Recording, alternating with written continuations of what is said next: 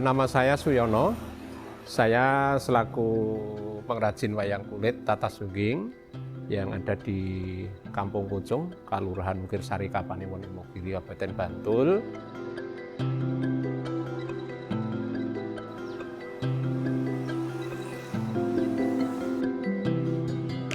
Untuk di tempat saya ini di Kampung Pucung, ini secara umum bahwa Pucung ini terdiri dari 4 pedukuhan. Dari 4 pedukuhan ini yang terdiri dari Pedukuhan Karangasem, Pedukuhan Karangtalun, Pedukuhan Jatirejo, dan Pedukuhan Tengkeng. Nah, untuk di sentra kami yang untuk semuanya bisa bergelut di bidang seni kerajinan wayang kulit Tata Sungging, ini yang 70% ini ada di wilayah Padukuhan Karangasem.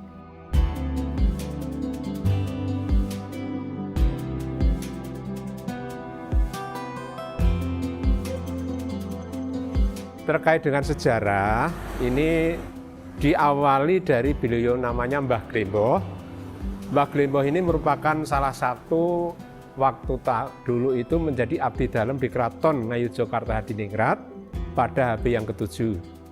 Beliau Mbah Glemboh ini dipercaya di Keraton Ngayogyakarta Hadiningrat untuk mengurusi wayang yang ada di Keraton Ngayogyakarta Hadiningrat.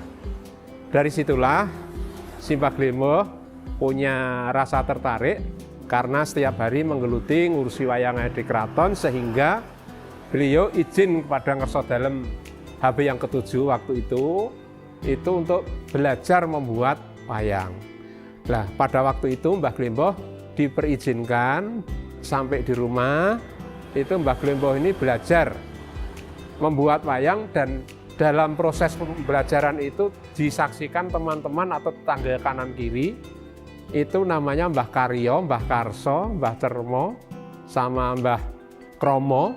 Itu dia melihat, setelah melihat juga dia malah kepingin untuk bareng-bareng belajar.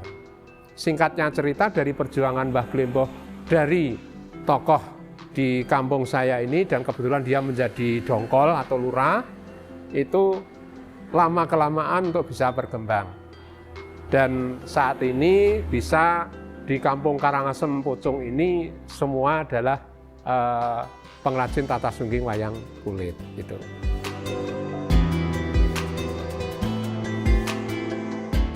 Terkait dengan jumlah pengrajin di sentra kami, kalau boleh kami cerita, sebelum tahun 98, di kampung saya ini ada kurang lebih 1.300-an pengrajin. Itu sebelum tahun 98. Dan waktu tahun itu di negara kita Indonesia itu dengan adanya beberapa krisis, sehingga pada tahun 98 ini untuk pengrajin Tata Sungging yang ada di kampung saya ini banyak yang kolab.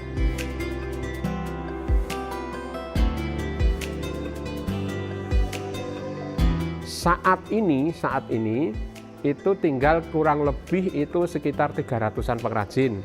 Itu saja kalau yang kita sampaikan yang aktif itu kira-kira hanya 100 sekian. Jadi jumlahnya sekarang ini tinggal 300-an pengrajin.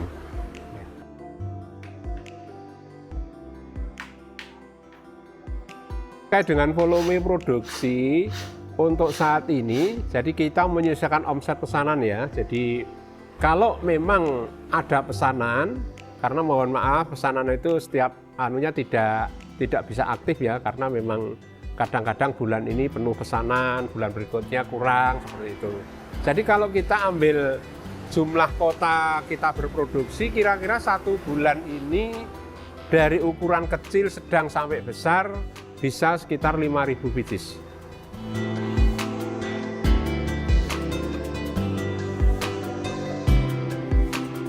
Terkait dengan segmen pasar kami, penggemar kami memang 60% dari luar negeri ya.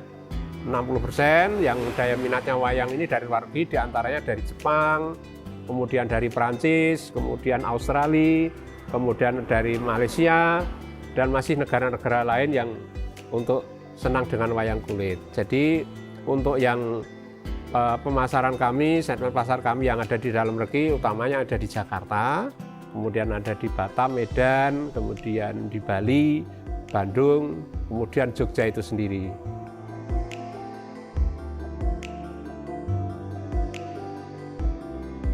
Terkait dengan hambatan dan tantangan, pada saat ini karena kami juga di Sepokat selaku paguyuban, paguyuban ini tantangan yang paling berat adalah regenerasi.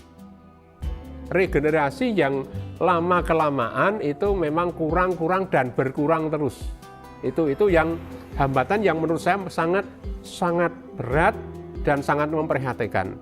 Hambatan yang lain tentunya terkait dengan produksi, mungkin kalau cuaca hujan terus, jadi mungkin jemur kulit harusnya 2 hari bisa kering, kemudian bisa 1 minggu. Kemudian juga hambatan yang lain terkait dengan pasar. Yang pasar ini memang kalau di negara kita dengan kondisi yang adem, ayem, tentrem, insya Allah itu bisa berjalan lancar.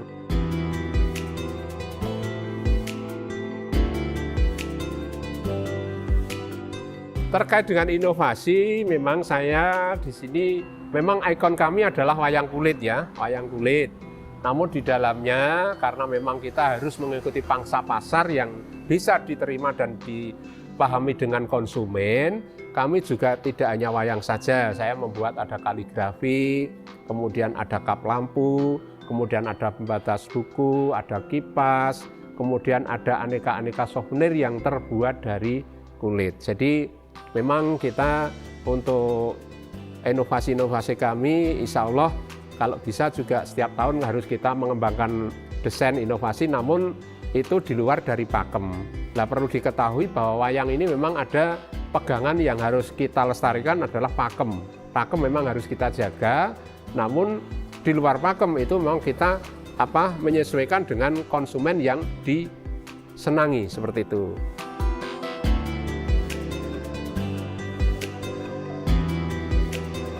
Harapan kami untuk saat ini yang jelas mohon dengan sangat bantuan pemerintah untuk bisa ikut andil bagaimana regenerasi itu akan bisa terwujud dengan baik, seperti itu.